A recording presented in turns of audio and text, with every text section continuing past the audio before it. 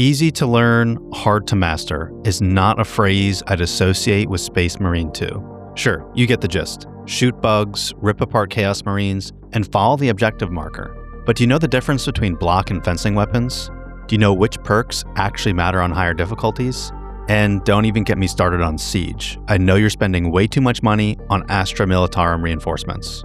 This is a brief guide on how to equip yourself for Space Marine 2's PVE modes, Operations, Stratagems, and Siege. This guide is aimed at new or returning players. My name is Paul, this is Load and Behold, and we'll be covering the game's fundamentals, along with some perks, weapons, and beginner-friendly loadouts for my personal favorite class to recommend to new players. But before we begin, I do have a quick disclaimer. This is not the be-all, end-all guide. I'm not the expert in Space Marine 2, and I never will be. The advice I'm going over here is just some stuff I genuinely wish I had known when I started playing the game. But credit where credit is due. I've learned some things on my own, but also from watching other creators. First Tour Guardsman, 4-4, Yurtsky, and Hazeman are all great channels worth checking out for more up-to-date and specific build guides. And if you've got your own tips, drop them in the comments below. Also, please remember, I won't be covering PvP since, quite frankly, I don't play it. But above all else, let's have some fun and jump right in. Now, let's start with one of the most confusing systems for new players: block versus fencing versus balanced weapons. First, I want to set the foundation. Enemy attacks that can be parried, blocked, or dodged are marked with a blue indicator and a sound cue. Attacks that can only be dodged show a red/orange indicator. Only perfectly timed dodges, blocks, or parries grant bonuses like gun strikes or block charges, although imperfect dodges, blocks, or parries can still prevent damage. Weapon types determine how you interact with this system. Let's start with fencing weapons. They are fast, deal lower damage, and have generous parry windows. Successful parries stun enemies and open them up to gun strikes. Gun strikes deal damage to the target and nearby enemies as well, based on your equipped secondary weapon. But because fencing weapons are weaker, gun strikes are essential to their damage output. But it's very important to keep in mind, performing a gun strike leaves you vulnerable, and a gun strike itself can be interrupted. You can take damage while performing them. We'll talk about why this matters more later on. Block weapons. They work a bit differently. They don't grant gun strikes. Instead, they generate adrenaline charges. Perfect blocks provide temporary range damage reduction, and chaining at least 2 perfect blocks empowers your next melee hit, causing an explosion that stuns enemies around you and restores armor too. Block weapons are slower with a tighter timing window, but they deal much higher damage and restore armor without requiring executions or other specific perks. You can also hold adrenaline charges for a short time, waiting for the right moment to deal that massive area damage on enemies. So, block weapons scale much better into endgame. Armor is critical. As long as you have armor, all incoming damage is negated, even from bosses. The more consistently you maintain armor, the longer you survive, which is why I want to emphasize the power of block weapons. But this leaves us with the odd man out: balanced weapons. Balanced weapons sit between fencing and block in terms of speed and damage. They grant gun strikes on a perfect parry, but use predictive parry timing. You must parry before the attack visually lands. Many players, including myself, find this much harder to master. And it should be noted, the heavy class's built-in melee uses balance timing. Because balanced weapons lack fencing's forgiveness in terms of the parry window, and also lack block's adrenaline surge charge bonuses, in my opinion, they're usually inferior for new players. With a few exceptions, there's the Power Gladius Heroic Knife, which can do obscene damage in the right hands.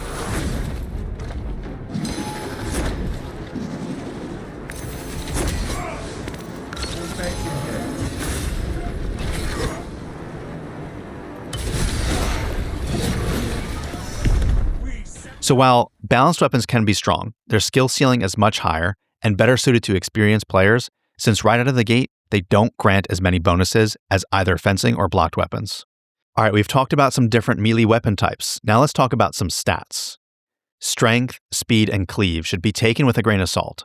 Most weapon performance comes from perks and playstyle, not their raw stats. Nevertheless, we should all get on the same page. Strength governs damage. Speed affects how quickly you can swing the weapon. And cleave determines when you swing how many weapons in front of you can hit at one time. But stats can be misleading. A great example is the block Power Fist. On paper, it looks much worse than the balanced variant due to speed and cleave alone. But in practice, it outperforms basically every other melee weapon in the entire game because its charge attack, the only one you should be using, isn't affected by speed at all. That's just one example too. One other really confusing thing about weapon stats is they are not equal across different weapons.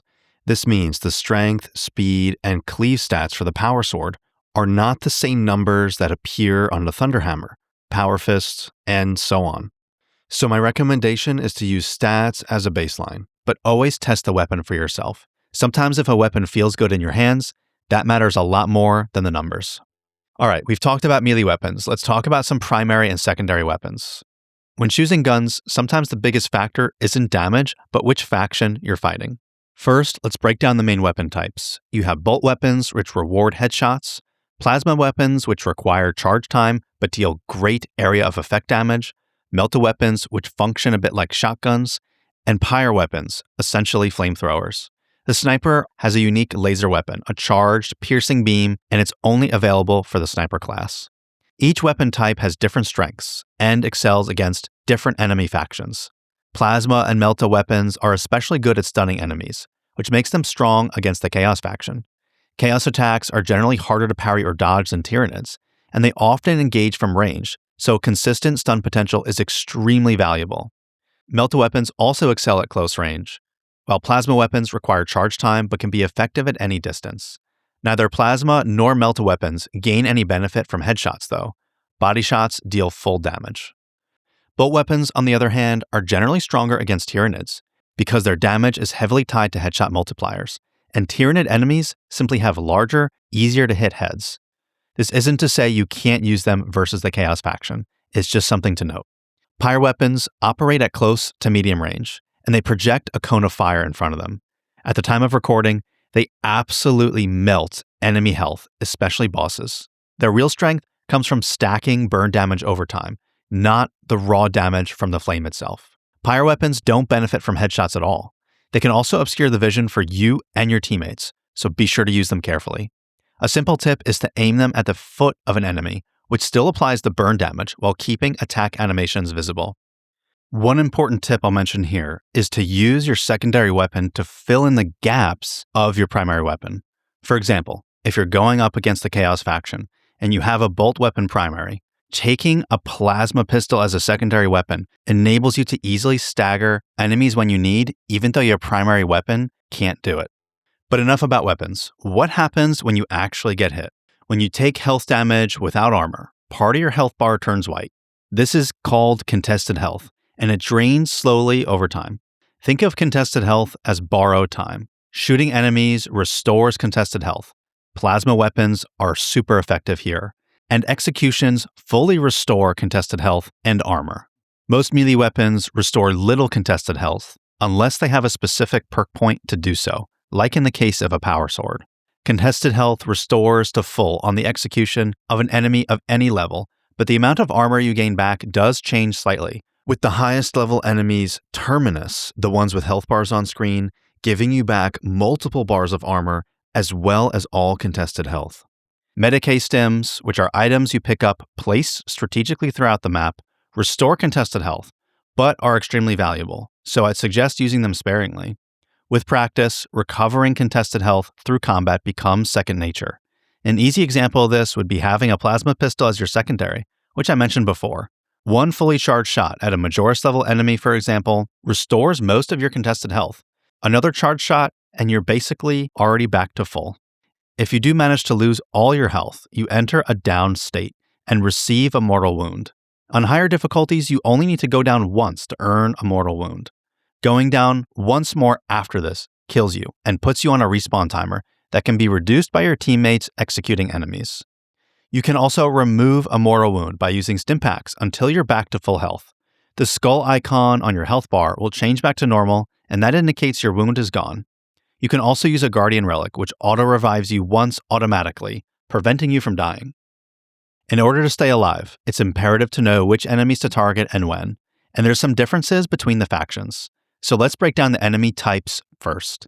Minoris enemies are fodder. Fast, numerous, and dangerous, especially in swarms. Grenades and wide area of effect weapons are the best way to clear them quickly. A quick tip too, running into a group of Minoris and tapping the melee button once will almost always certainly set one of them up for a gunstrike execution, which will restore any contested health and give you back 1 armor bar. But moving on, Majoris enemies are tougher and far more dangerous if ignored. Killing a Tyranid Majoris, such as a sword or whip warrior, triggers a synaptic break, which kills nearby Minoris units. This effect does not happen with the Chaos faction. Majoris enemies can also call reinforcements. This must be stopped immediately by stunning them either with a headshot or heavy melee attacks. This is where the melta and plasma weapons excel, because 1 charged shot stops the reinforcement call. Even if higher tier enemies are present, interrupting reinforcement calls always takes priority. Left unchecked, these reinforcements will overwhelm your team very quickly. On higher difficulties in particular, Majoris enemies become even more dangerous because they can become enraged, either at low health or if interrupted while calling reinforcements. Enraged enemies regain all their health, cannot be stunned, and become significantly more aggressive. In terms of the Chaos faction, Chaos Spawn are a particularly difficult Majoris enemy. They have unpredictable movements and feign melee attacks, often baiting you to block or parry too early. As with most dangerous enemies, the key to dealing with them is to stun them reliably. This is where we go back to our trusted melta rifles and plasma weapons, but grenades are also effective tools for keeping Chaos Spawn stunned and therefore under control. Extremist enemies such as lictors, zoanthropes, and sorcerers act as mini-bosses, with unique mechanics like invisibility or summoning. They spawn randomly and demand focused takedowns. Unlike Majoris, Extremists and Terminus enemies do not call reinforcements, but their raw damage output makes them an immediate threat. Left unchecked, for example, a Chaos Sorcerer will revive their fallen teammates, and Terminators, with their missile barrage or Gatling gun, will annihilate you from afar. And on the Tyranid side, Biovores will output so many mines, you'll die in a crazy explosion. Lictors and Raveners will also come back to bite at the worst possible moments if you don't take them out. Critically, though, Zoanthropes, those flying enemies, emit a psychic aura that causes enemies in range to frenzy, so even Minoris enemies become a bit more of a threat. Terminus enemies, on the other hand, like Carnifexes, Hellbrutes, and Neurothropes, are full bosses with on-screen health bars. Keep in mind, at 50% health, they spawn a new wave of weaker enemies, increasing the pressure on the battlefield. But with all those enemies, who should you target first? In most situations, extremists and enraged enemies take priority. The main exceptions are when you need to interrupt a reinforcement call, or when you need to restore armor or health by performing a quick execution. During a Terminus encounter, it is critical to not just charge in blindly. More often than not, it's the surrounding enemies that will wipe your team, not the boss itself. The safest approach, in my opinion, is to clear Majoris and Extremist enemies while slowly chipping away at the Terminus, committing to heavy damage only during safe windows. This rule is not set in stone, though. A lot of times, a coordinated squad can take down a Terminus boss fairly quickly. So let's go over when some of these Terminus enemies are open to attack, starting with the Carnifex. After a melee combo, it often pauses briefly or fires a spine shot. Using this moment to briefly close in is ideal. The Carnifex also charges you at certain stages, which you can dodge and follow up with a gun strike and some melee hits. Against Hellbrutes, you need to wait for the smaller area denial ground slam to close in, to stun them or damage them before they can get up and do something else. For Neurothropes, the best time to approach is when it goes to the ground and sends out shockwaves. If you get right next to the Neurothrope during this time, you'll enter a safe zone around them, and you can use this to deal massive damage. Keep in mind when they rise back into the air, they do a massive area of effect attack that can quickly kill you, so when it begins to fly back up, give it a lot of distance. Grenades can play a huge role here. Melta bombs stun certain bosses, and flat out kill a lot of other enemies. They're excellent for clearing groups, but be careful. You can also melta bomb yourself and go down instantly. Crack grenades are ideal for quickly damaging Neurothropes, since they target and lock on to enemies you throw them at. Frag grenades do what they say they do on the tin, but they stun enemies they hit. Shock grenades, on the other hand, deal damage over time to a group of enemies, but this sometimes causes enemies to lock in place, valuable to pair with an Auspex scan or when funneling enemies through tight corridors. There are some stages which conclude in big boss fights too, in addition to facing Terminus level enemies on the battlefield that you might have encountered through the stage. The Hive Tyrant, for example, found on the second operation, Decapitation. Keep in mind, this boss has 2 stages, so once the health bar goes down once, it enters a revive state that triggers a big wave of other enemies, in addition to some more aggressive tactics by the Hive Tyrant itself. The biggest weakness the Hive Tyrant has is being able to be parried and stunned. Use this to your advantage to get up into its face and keep it locked down. Another notable boss is the Trigon Prime, featured in Operation 9 Exfiltration. This boss has one extreme weakness. It becomes temporarily immobilized by melta bombs. Use this to your advantage. And in the Operation Reclamation, you're met with 2 Tyranid Prime enemies as the final boss battle. These enemies can also be stunned easily with blocks and parries. When one dies, though, the other becomes more powerful. The worst thing about this boss fight, though, in my opinion, is when all but the center of the stage is electrified and you're met with a wave of Minoris and other enemies at the same time. In these moments, I've regretted not saving something like my banner with my Bulwark or an Auspex scan to quickly deal with the surrounding enemies that are closing in. One other final boss I'll mention is the Vortex Beast. This, in my personal opinion, is the toughest final enemy to face due to the rapid and chaotic movement, no obvious head to target for headshot multiplier damage, and it doesn't seem to respond to parry or stun. If you're a melee class, it's imperative to dodge instead of parry. And if you're able to bring a pyre weapon, although this does go for any boss, do it. It absolutely melts the health bar on the Vortex Beast. And lastly, when you're pulled into the other realm, run as quickly as possible to the other side. When it comes to targeting enemies, marking them is something that is often overlooked. This is T by default on the keyboard, or up on the D-pad for a controller. Marking Biovores, Chaos Terminators, and other extremist targets should be prioritized. You can also ping teammates or objects directly, which is especially useful for calling out stims, ammo, or guardian relics during the craziness of a fight. Remember, at its core, this game is about brotherhood. Stick together, communicate, and focus on the right targets. That is how you win most of the time. With all this in mind, let's finally talk about the different PvE game modes, starting with Operations. Operations are roughly 30-minute, mission-focused runs for squads of up to 3 players. You can also play this solo or with bots. You'll fight Tyranids, Chaos, or sometimes both, all while completing objectives along the way.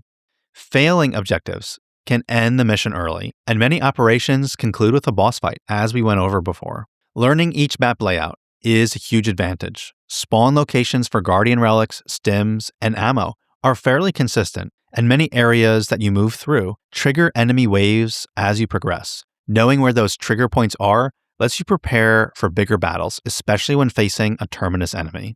For new players, operations are the main way to level your character, but don't overreach. Absolute difficulty exists to test max level builds, not to farm XP. But if you're going to try doing this, do it solo or with some friends who know what you're doing. And if you're going to join any higher level match, make sure you're leveled enough to at least equip a team perk. One interesting side note as well. As difficulty increases, ammo crates shift from infinite refills to limited supplies per player, which means you'll have to manage ammo better. Completing an operation rewards more than XP. You'll also earn currency and armory data, which allows you to upgrade weapons, which is something we'll cover shortly. Stratagems, on the other hand, are modified operations with significant rule changes and difficulty spikes. Normal stratagems are roughly equivalent to the Ruthless operation mode, while hard stratagems exceed absolute difficulty and are intended for max-level, high-skill players. The goal here is to force players to play differently, adapt to different weapons, perks, or playstyles than they might normally use. There are too many modifiers to list here, and it wouldn't make sense to go over them since they change every week, and for the dailies, of course, every day. The advice I have is simple. Read the stratagems carefully, understand your class, and don't be afraid to respec perks or swap out weapons to combat the encounter most effectively. It should also be noted, playing through the stratagems rewards something unique, accolade points, which allows you to buy heroic weapons and skins from the armory. We'll go over this more in a little bit. Let's move on to Siege mode first though, which is quite different from the other 2 modes. It's a traditional wave-based horde mode. After each wave, you earn requisition points that can be spent at terminals around the map. Completing optional mini objectives during certain waves is the best way to maximize point gain. Every 5 waves, although this does change a little bit when you get to higher levels of siege. A boss will spawn. At every 5 waves, you'll switch enemy factions, have the option to switch weapons, but not perks, and the choice to quit and max your XP gain or move to a new area and continue the fight. Siege, in essence, can't really be completed in the traditional sense, though it is considered complete at wave 25 upon a successful extraction. At higher waves, time limits incur additional stress in each wave and become the real challenge. You must clear all enemies quickly, making efficiency more important than raw survivability.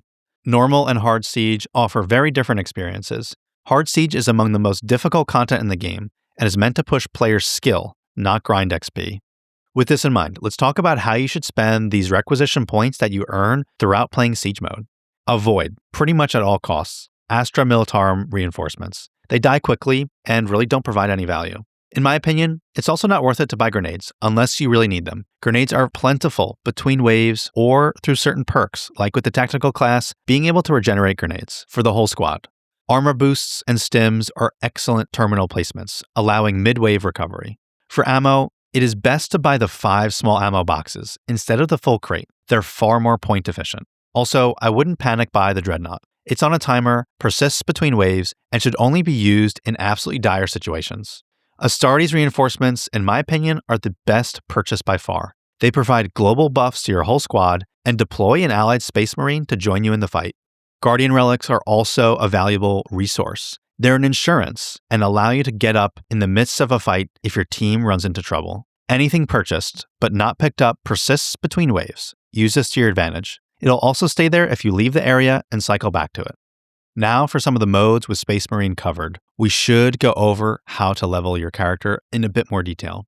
At the end of the day, if you're trying to power level, if you have a good understanding of the game's mechanics and map layouts, Ruthless level operation difficulty should work wonders. This, in my opinion, might be one of the best ways to quickly level. If you pair this with the quick play option, you get some bonus XP too. And if you find the Gene Seed, you're leveling super fast. The Gene Seed, for those not familiar, provides bonus XP at the end of the mission. One player must carry it without going down to the extraction. Be aware though, it shares an equipment slot with the Guardian Relic, so choose what you pick up carefully. Another easy way to power level, so to speak, is entering Hard Siege and leaving at Wave 5. Stratagems are not designed for leveling in my opinion, but you should definitely play them to gain some requisition points. Now, we should finally talk about how weapon progression works. Weapons have 4 upgrade tiers: Standard, Mastercrafted, Artificer, Relic, and Heroic. To move up a tier, you must first max out the current tier, and then spend the required armory data to progress. It's definitely worth stressing that most weapons don't truly shine until Relic tier, with all their perks unlocked. Early variants often underrepresent a weapon's real power. Here's some bullet points for you to remember. Green armory data unlocks Mastercrafted. This is found at operation difficulty minimal or average. Purple armory data unlocks the Artificer tier. This can be unlocked by playing substantial difficulty operations. Gold armory data unlocks Relic, which can be obtained by playing Ruthless or higher, either from Servo Skulls or by defeating a Terminus elite. As you play the game for many hours, you'll have tons of higher value armory data points, and you can spend those on lower tier items too. You can also instantly mastercraft a variant without using it by spending armory data to auto-max it. This is especially useful for skipping variants you don't plan to use while still earning perk points. However, you should mastercraft every weapon type at every level in order to increase and maximize your perk selection. Since when you mastercraft something, it gives you 1 perk point to spend in that weapon's perk tree. And weapon unlocks are shared across classes and variants, meaning progress carries over no matter what class you select as long as they share the same weapon. You can also reset weapon perks at any time with no penalty, so you can experiment with different builds. Once a weapon reaches Relic, you can unlock its heroic version. Heroic weapons are purchased from the Weapon Requisitions Officer using accolades, which are earned by playing stratagems. Equipping a heroic weapon automatically activates its unique heroic perk. There is a weird glitch at the moment and at the time of when I'm recording, which is you can buy a heroic weapon and equip that, even if you haven't unlocked any other weapon tier for a specific weapon. Class leveling, on the other hand, is a bit different. Each class has 25 base levels and 4 prestige tiers. Reaching level 25 allows you to prestige, resetting your level and class perks in exchange for a powerful prestige perk. Prestige perks offer meaningful advantages that shine on higher difficulties, so prestiging is definitely recommended. However, there are currently 7 prestige perks per class, and each prestige tier only offers a limited selection, meaning not every perk is available every time you prestige. Each prestige also grants a small XP bonus, slightly speeding up future leveling, though progression still requires significant playtime. Class perks are unlocked in a left to right row across 4 categories: core, team, gear, and signature. You can only select 1 perk per column, and unlocking perks requires both level progression and some requisition points. With all this in mind, we've talked about some quick ways to level, but how about some easy mistakes that can slow your progress without you realizing it? First, don't judge a weapon too early. Most weapons feel underwhelming at early tiers. Many only become strong once they reach Relic and have their perks unlocked, so abandoning a weapon early can give you a false impression of its strength. Second, don't hoard armory data forever. Spending armory data to instantly max out unwanted variants is often worth it if you have a surplus, since it also unlocks those aforementioned perk points for that weapon. Sitting on large stockpiles slows your overall progression more than it helps, and each armory data class can only reach a maximum of 20. So feel free to spend higher tiered armory data points on lower tiered items. Same goes for requisition points, which max out at 2,000. Don't hoard them either. If you have a surplus, unlock some weapon variants, get some skins or other cosmetics. Third, don't avoid prestiging. Resetting your level can feel bad at first, but prestige perks are extremely impactful on higher difficulties. The small XP bonus also makes future leveling slightly faster, so delaying prestige only hurts you in the long run. Finally, it's just my opinion, but don't chase higher end difficulties too early. Higher threat levels are more efficient for XP and rewards, but only if you're contributing meaningfully to the fight and actually extracting. Rushing into an absolute match, for example, underleveled, usually slows everyone down, and if you fail the mission, what was the point anyways? With all that being said though, any class, any loadout, any weapon, in my opinion, is totally viable, provided you've mastered enemy movesets and the game's fundamentals. Higher tier weapons, in my opinion, and perks don't necessarily make things more possible, they just make it easier. With that in mind, it's extremely important to address one major fundamental element of this game: stun locking and knockback. Only specific actions like dodging and executions grant invincibility frames, also known as iframes, protecting you while that animation carries out. Gun strikes from parries or dodges do not provide iframes, leaving you vulnerable to interruption by enemy attacks. Stun locking, also known as being trapped in an unrecoverable stagger, is a real risk, particularly against elites or in tight groups. This can straight up kill the most experienced players. But this is also why no knockback or straight up invincibility perks are valued extremely highly. In a tight spot, a Bulwark, for example, might not be able to put down their banner, or a teammate on low health might not be able to use their stim pack either if they're interrupted by an enemy attack. So, now that we have the fundamentals of the game covered, let's talk about what class I'd actually recommend for new players. The Bulwark. The reason I'd recommend the Bulwark for new players is due to the ability to restore armor for you and your team, have extremely high damage reduction perks that make you almost invulnerable at times to enemy damage, and the ability to fully heal you and your squad when you place down your banner. Yes, the banner is the core of the Bulwark, but also the melee weapon choices here are stunning. With the Power Fist, you basically have another ranged weapon at your hands. And with the Power Sword, you have great options for fencing and block weapons too. The Thunder Hammer also provides a unique playstyle that we'll get into more in a bit. So, let's jump into the core perks here and my recommendation for new players. In the first perk column is Intimidating Aura. This perk deals damage to nearby enemies whenever you perfect parry or block. It doesn't say this fully in the text description, but it does work as well for block weapons. Quite frankly, this perk allows you to push enemies into an executable state simply by blocking. And the reason I recommend Intimidating Aura over something like Conviction is because Intimidating Aura creates a really nice combat flow. You're dealing damage even when you can't safely swing your weapon. Moving into the secondary column though, I strongly recommend Scramble Targeting. This grants a 25% damage reduction when you're surrounded by 5 or more enemies. You're constantly surrounded by enemies in this game, especially on higher difficulties, but most notably in Siege. This perk reduces damage to both health and armor, which isn't always the case with other damage reduction perks. For the third core perk, I highly recommend Steel Within. When your health drops below 50%, you take 30% less health damage. Damage reduction scales exponentially the lower your health gets, and once you dip under that 50% threshold, you become incredibly difficult to kill thanks to Steel Within. Now, there is an alternative perk I would like to mention, which is Armor Reinforcement. This perk reads, non-finisher gun strikes restore 1 armor segment. Now, the reason I might recommend this perk instead of Steel Within is if you decide to take a fencing weapon. The reason for this is, as you may know, when you use a fencing weapon, you'll be performing non-finisher gun strikes all the time. In addition, any armor you have remaining negates all incoming damage, even from bosses. However, if you decide to take Armor Reinforcement, which again is most beneficial with a fencing weapon, I would then recommend taking a perk like Conviction. The reason for this is, I feel without Conviction or Steel Within, the Bulwark simply doesn't have as much survivability as you would like. And really, since the Bulwark is, in my view, the anchor of the team, you need at least one major damage reduction perk. All right, this covers your personal survivability. Let's look at what you're actually bringing to the team. And my recommendation here for new players is Advanced Conditioning, which reads, contested health will fade 50% more slowly for you and your squad. Contested health is something many new players struggle to understand, and this perk gives everyone much more time to execute enemies or simply charge up some plasma pistol shots to recover lost health. Even though the perk above this gives you 1 armor segment back for you and your team every 30 seconds, I find having more time to recover contested health is better for new players.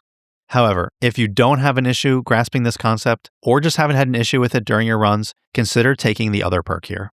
Now, let's move on to the heart of the Bulwark, the banner. Starting with the first gear perk column, my pick here is Purity of Purpose.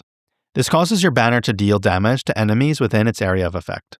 Functionally, this turns your banner into a persistent shock grenade. It kills Minoris outright, softens Majoris enemies and sets them up for an execution, and honestly deals respectable damage to bosses. For me, this perk is critical to rounding out the banner's role. But the next perk here is why the Bulwark and banner are such a strong combo.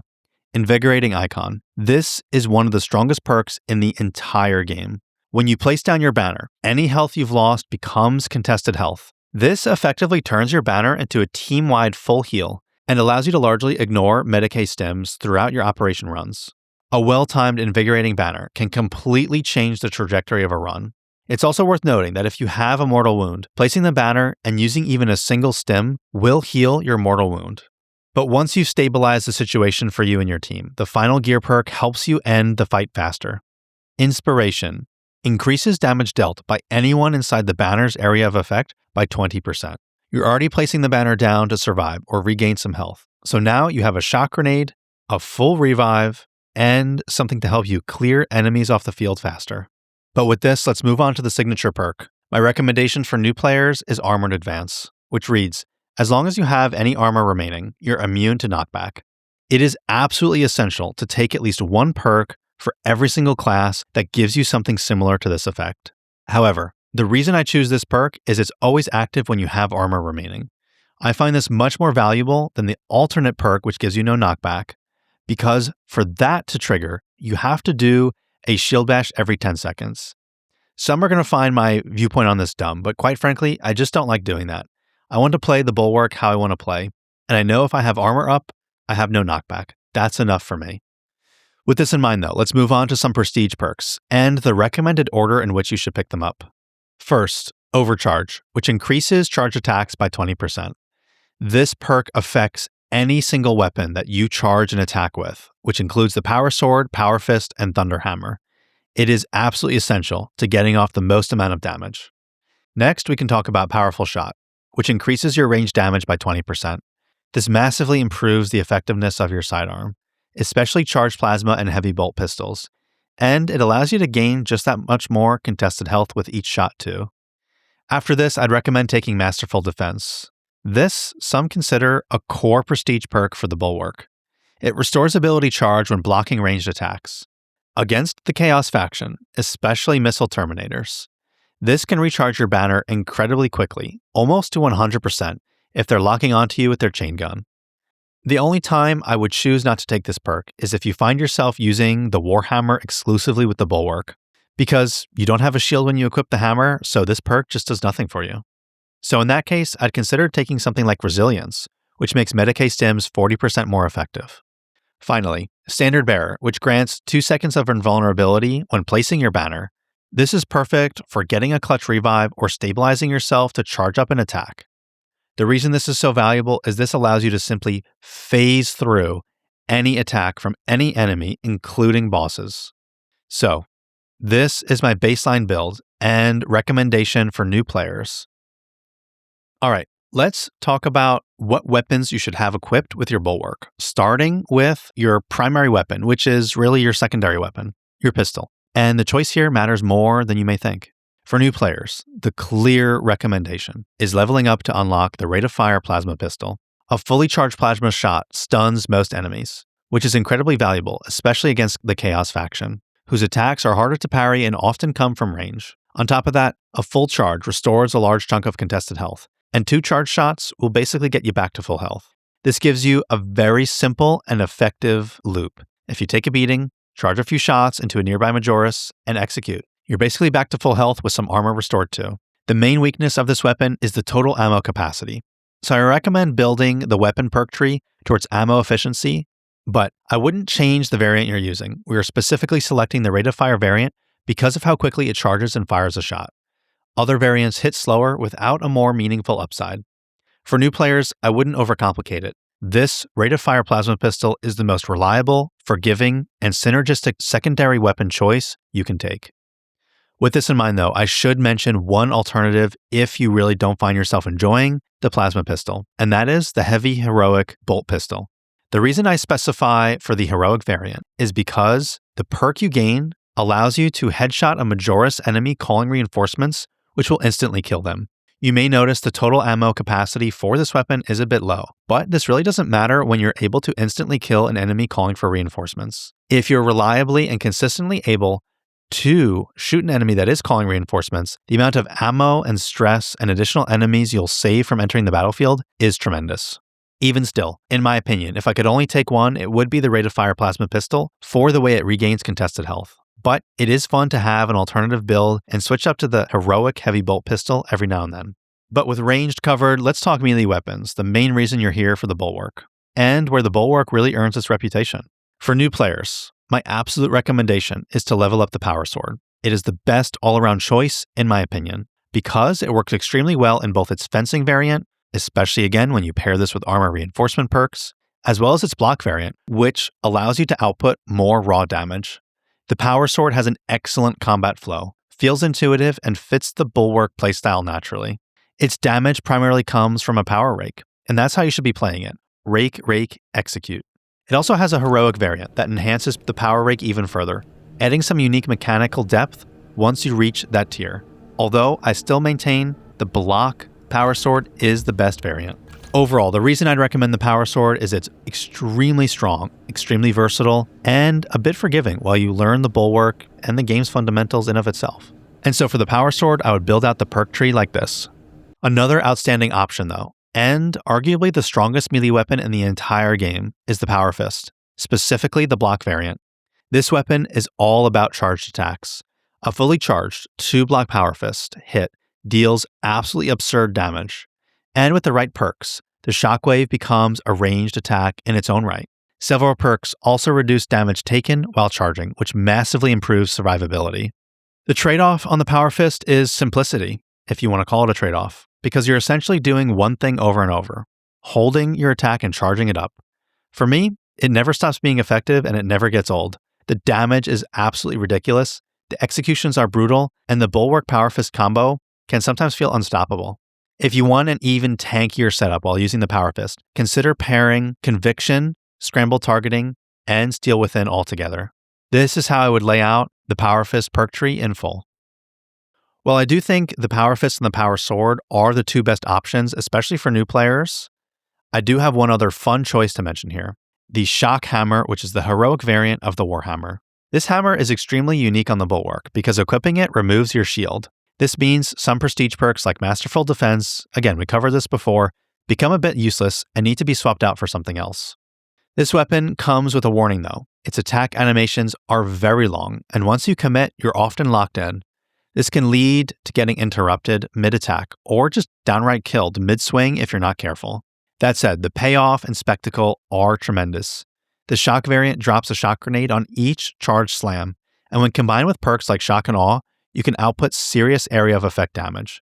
It's a high risk here, and the hammer can feel a bit slow and less forgiving, but there is a lot of fun to be had. If you're comfortable with the Bulwark and want something flashier and just to try something different, the hammer is definitely worth experimenting with. For brand new players though, I'd recommend starting with the Power Sword or the Power Fist. But with all this in mind, I hope you found this guide useful. If you do, please leave a comment down below and add to the discussion. In the meantime, consider subscribing, sharing this video with anyone that's interested, and staying tuned for more Space Marine content. Thank you so much for watching. See you in the next video. Atmospheric conditions are suboptimal to mission deployment and evacuation. This is as close as I can get you to the Longinus Gamma facility.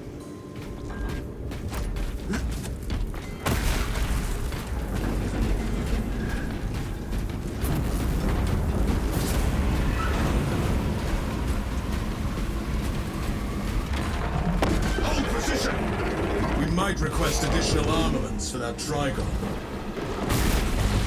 Take heed, Viridian. Trigon target acquisition vectors are unknown. Best to keep moving and stay together. Projecting a sense of tactical dominance may deter it from attacking. For now. The Trigon could be anywhere. Close formation! Still standard strikes.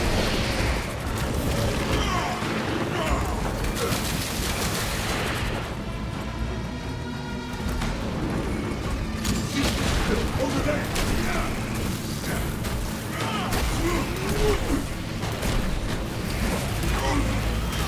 The next location.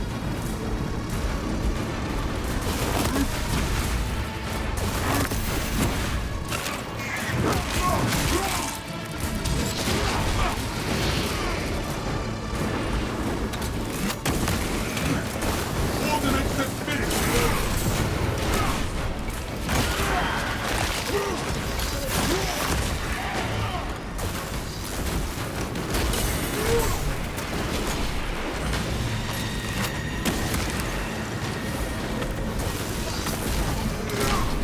I am close! Hold fast! Skitter to the grave!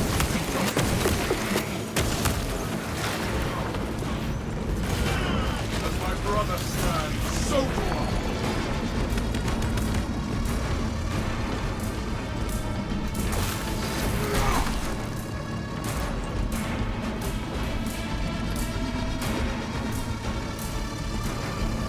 Synchronize movement and press forward.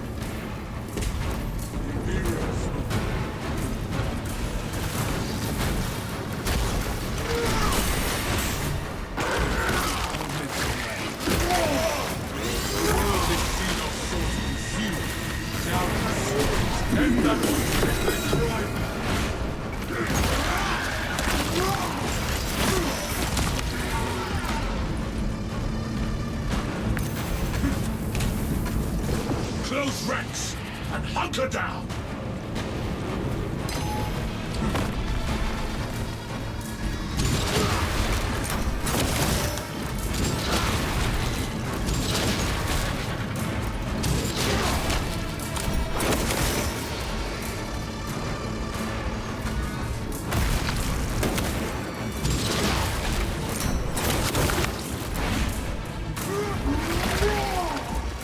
Synchronize movement and press. This locus gives us a tactical advantage.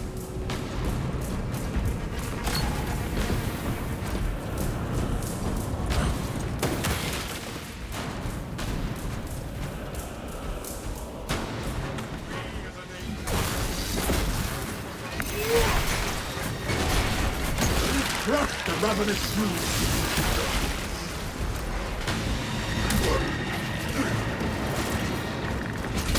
Trigon breaches the sands!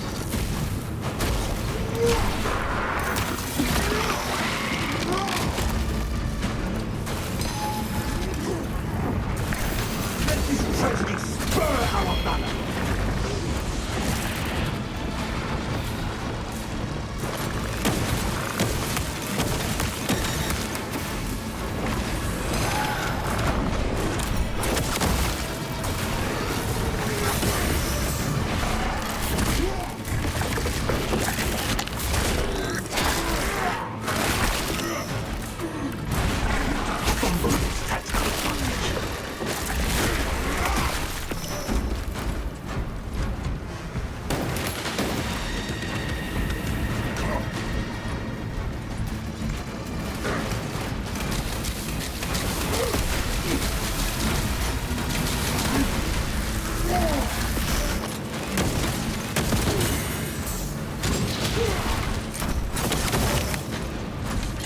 Attain victory. The Trigon alters its approach vector.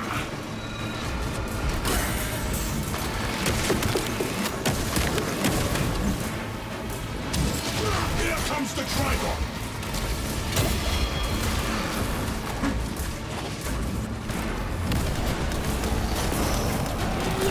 Tarry not, and scatter not!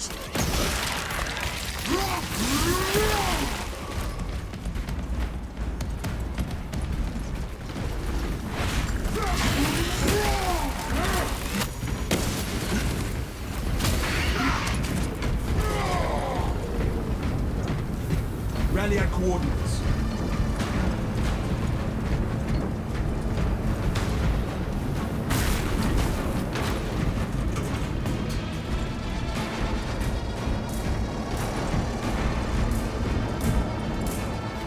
Resources acquired.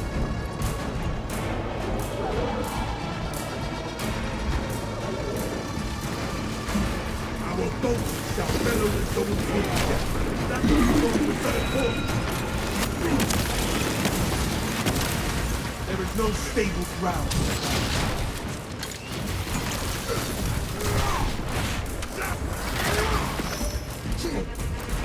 Don't run us back. Deny it. Reserve empty. Armor annihilator deployed.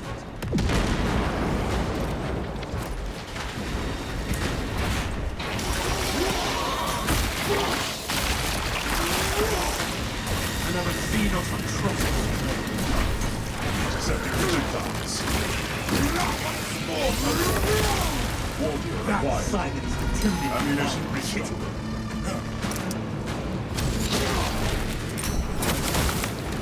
Contact imminent.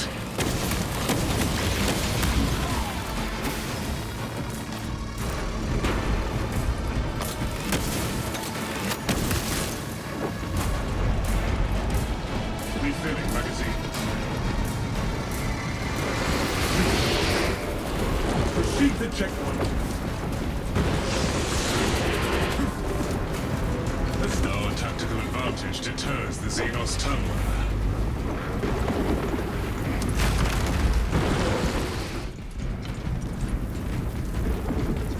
Rally and relocate, brothers. Coordinates.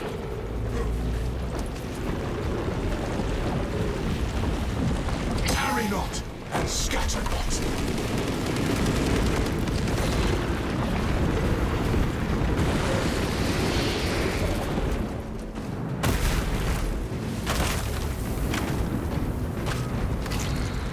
Resupply.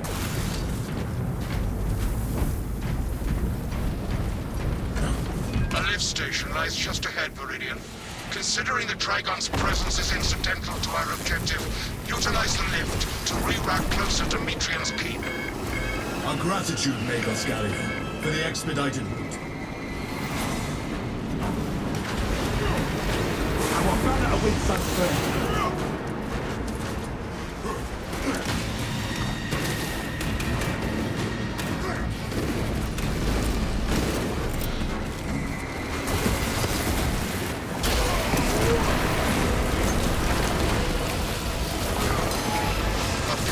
I have transmitted no authorizations.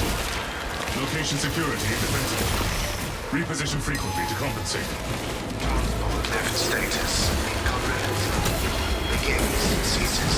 Begins, ceases. Ignore the servo scar and focus on footholds.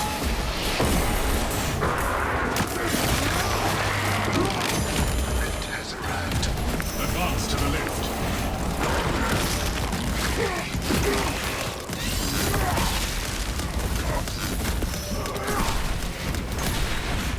You failed that oath.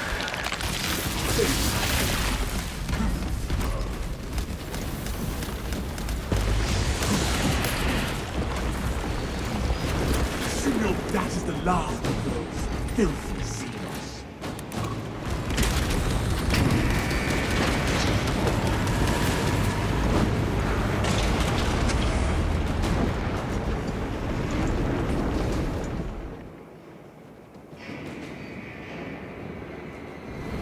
Ignore the Metrian portals.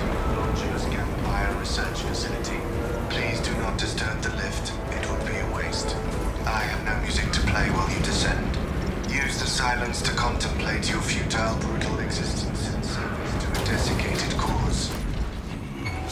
Something's amiss with this servo skull. Meridian, the servo skull is enslaved to an unknown master. I am... Silence. Continue to discuss your fate amongst yourselves. It changes nothing. The morose servo skull is not our problem. A suggestion, abandon Gallio's misguided vendetta against the Maker's biologists. And trilogy together in the pub. If you ever speak to him again. Since correction. Question 10.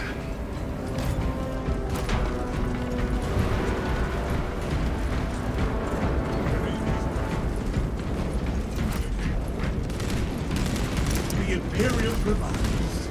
Without Ignoel-Metrian, you would all be dead by now. Time for the recitation of battle litanies. Trigon statistical analysis says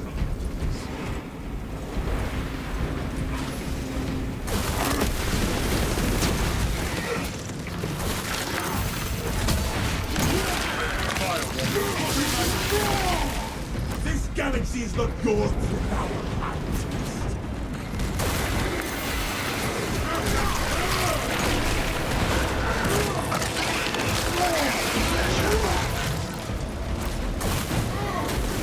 Execute that one. Let the summit in.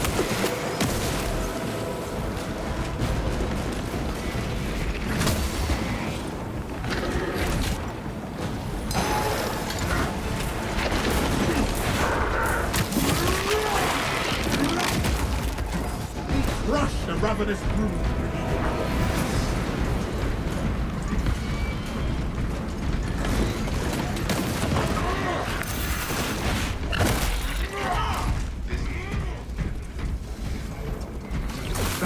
Ready to deploy.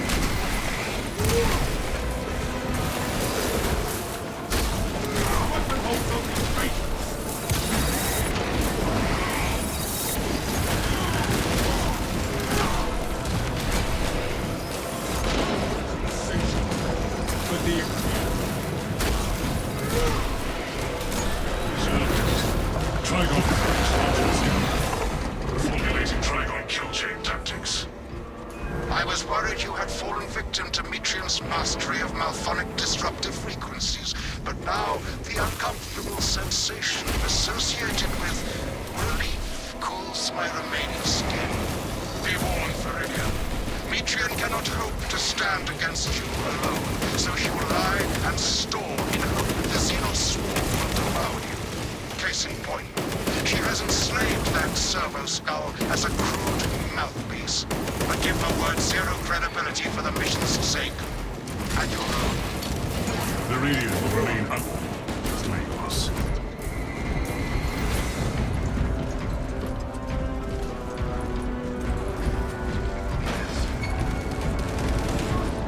Waste nothing, brothers.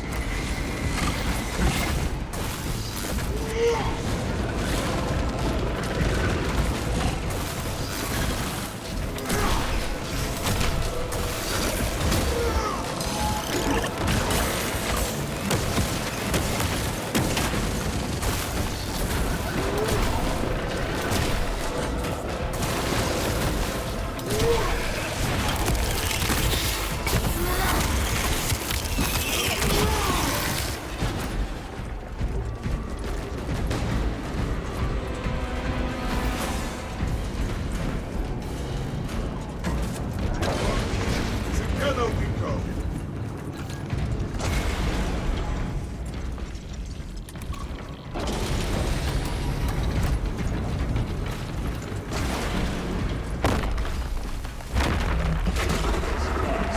Operation jeopardized. It summoned legions of Xenos. Startes, the facility is well stocked in mining gear. Requisition melta charges to eradicate the tunnels and halt the infestation. Search high and low, brothers. We need meltas. Past the correct door, it was the charges released.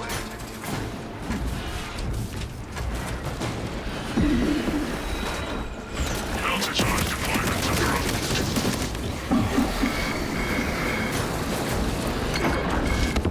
No beast shall crawl from that crevasse.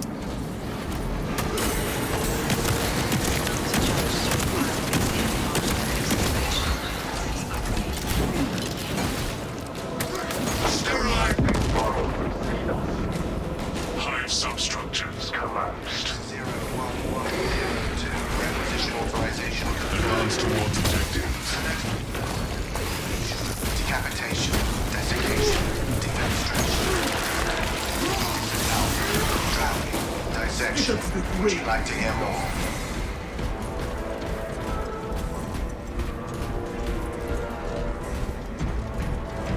Our objective awaits. Inside the facility, you'll find Metrian cowering in her data enclave. Gallia, old friend of mine. If you missed our binaric discourses, you could have sent communication. I observe you still pathetically cling to views of soft tissue. Remember, meat lacks efficiency. Your righteous meat is a Metallic beacon to alloys the stable universe. corrosion and Drawing degradation closer and far closer. How far you go?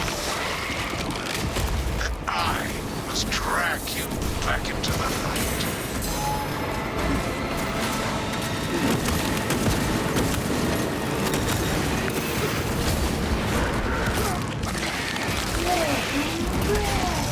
That was it for the Imperium!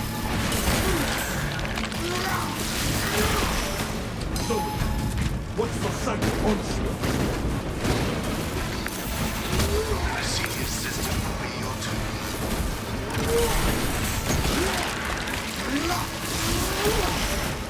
Skittles with wind!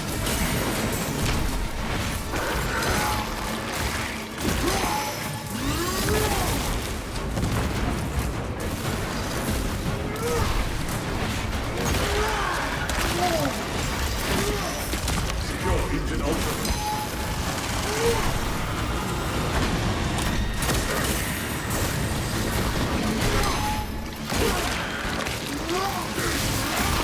This is the wrong path.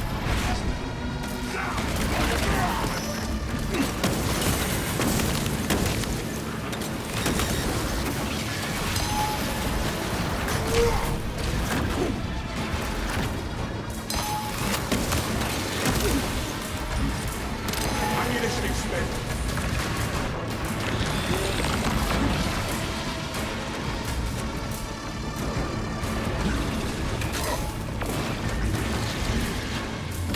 Blessings and amplify our valor!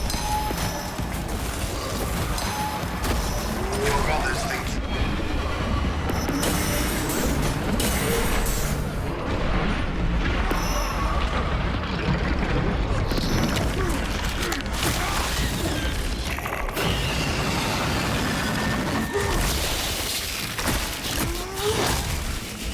Good work, brothers. The chapter master for the Emperor!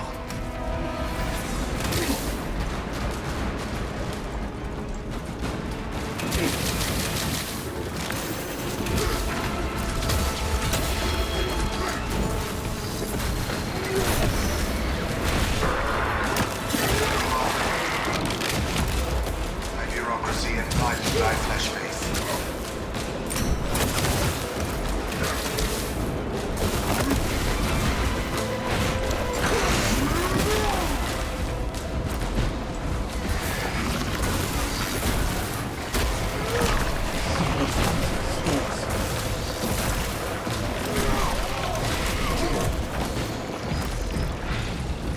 Xenos of the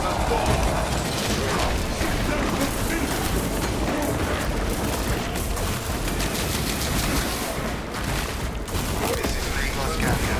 I hereby order you to turn your weapons on each other.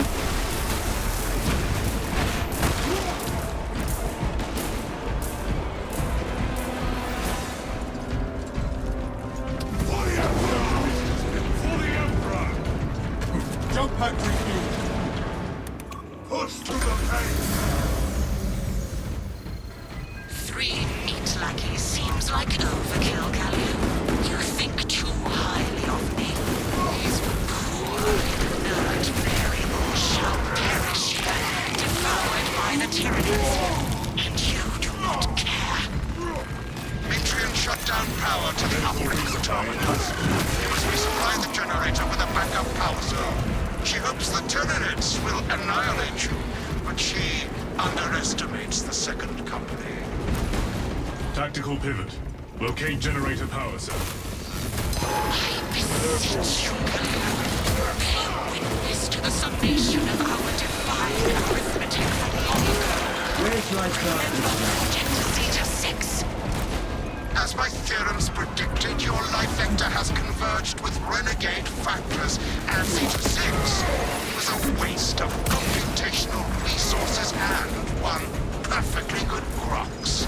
Surrender now, and perhaps leniency can be granted. After the might proves, of course. You are a redundant functionary. Your Astartes shall die here, alone, in the dark.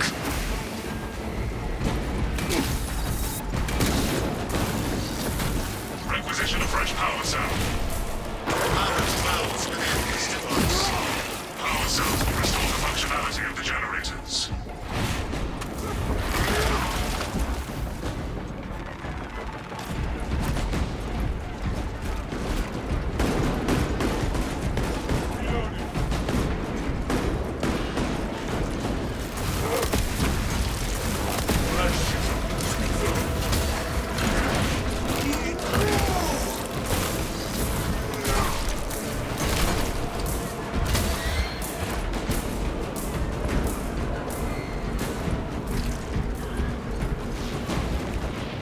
This power cell has some charge. Power cells will restore the functionality of the generators.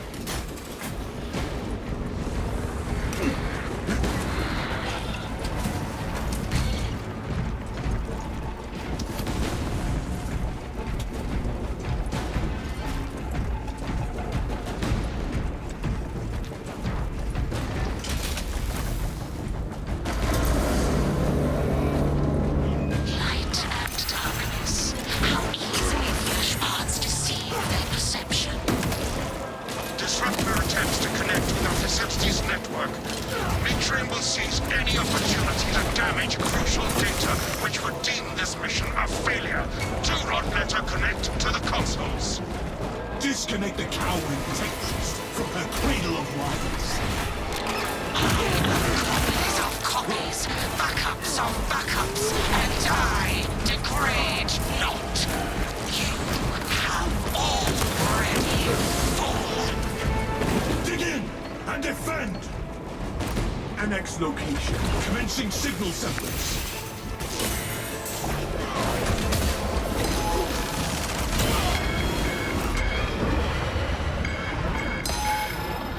Pulling out of console radius.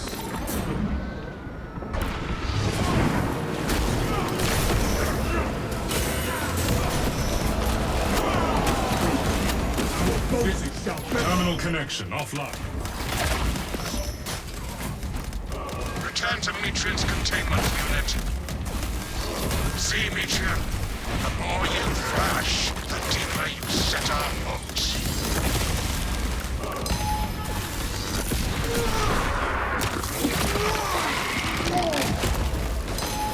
Galaxies of doors to the secret checkpoint.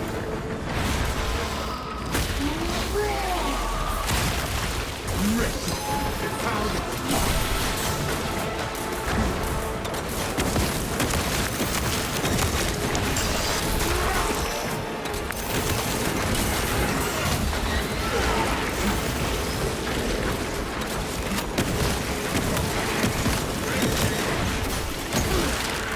These tendrils, these flesh have accomplished nothing.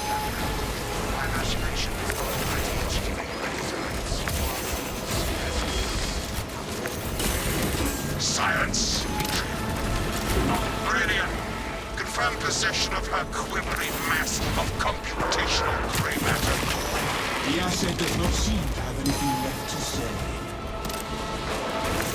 Pilot, Meridian is ready for evacuation. Sending updated extraction coordinates to you now.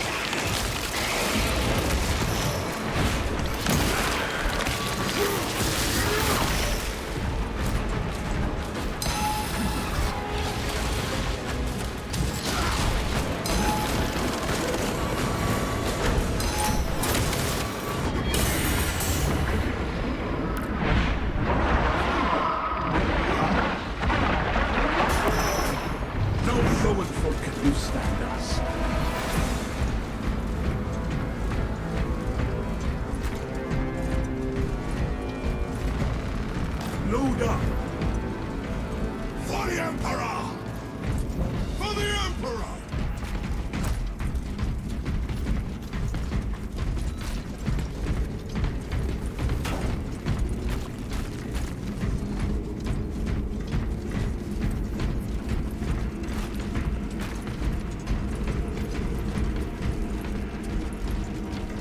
My vitality wanes, brothers.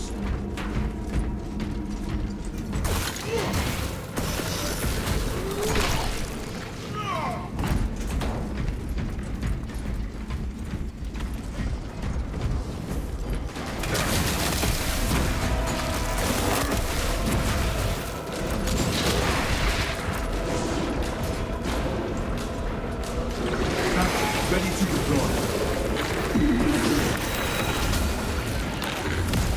Glorious Captain, heretical behavior!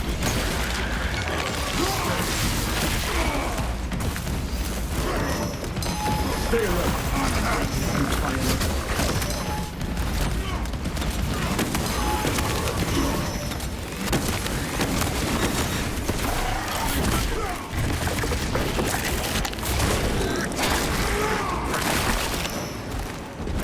Behold, the supremacy of Ultra!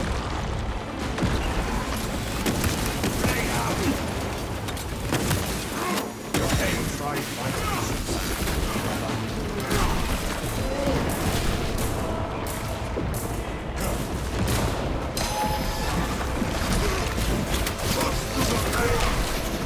I am in your debt.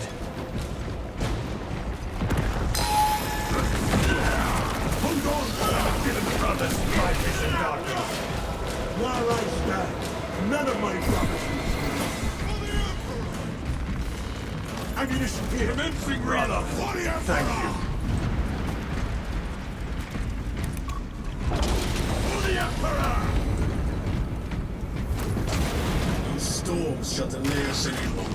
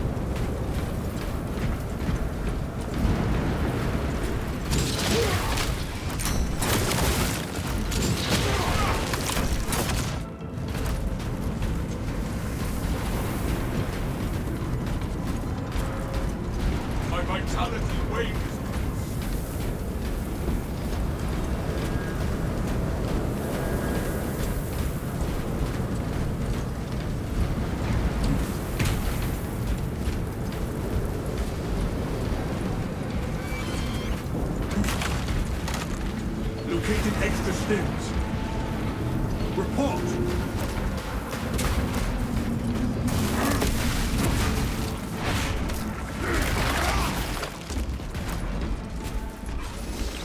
Our banner awaits unfurling.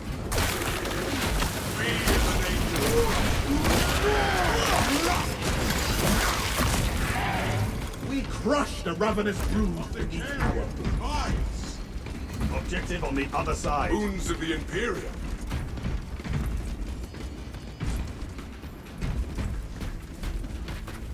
For the Emperor! I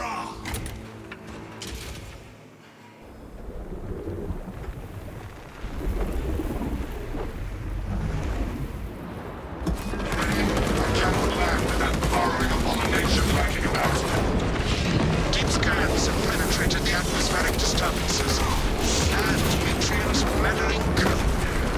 Trigon vulnerability data pushed to your displays. The Imperium demands the Trigon's extermination. cracks in its chitinous armor.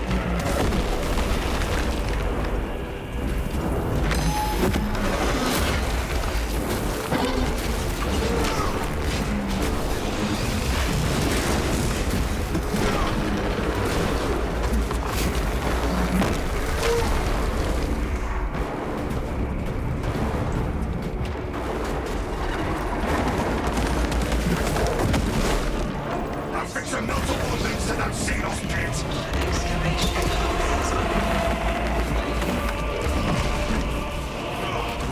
Collapse their rancid crawlways.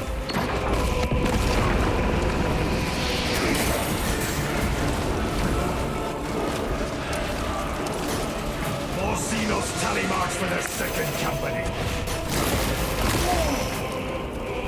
Sear the hive burrows.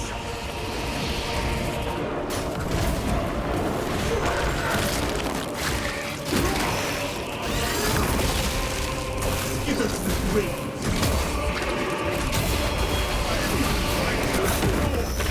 Guard yourself, brothers!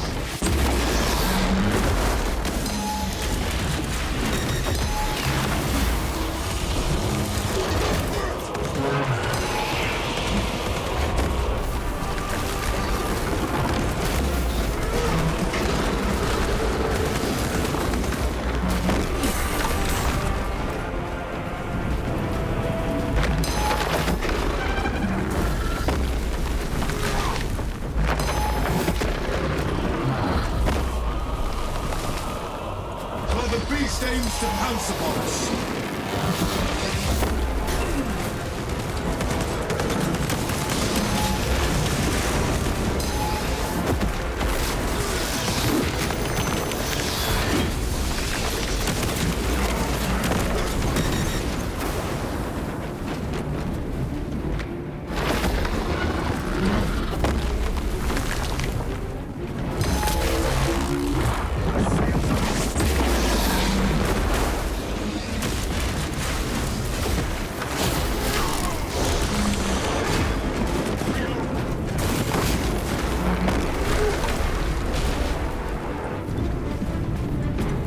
Eyes up, brother.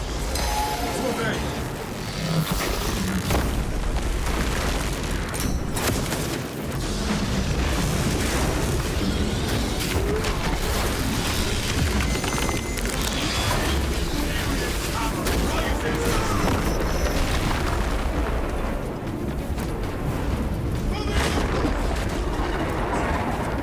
Trigon kill confirmed.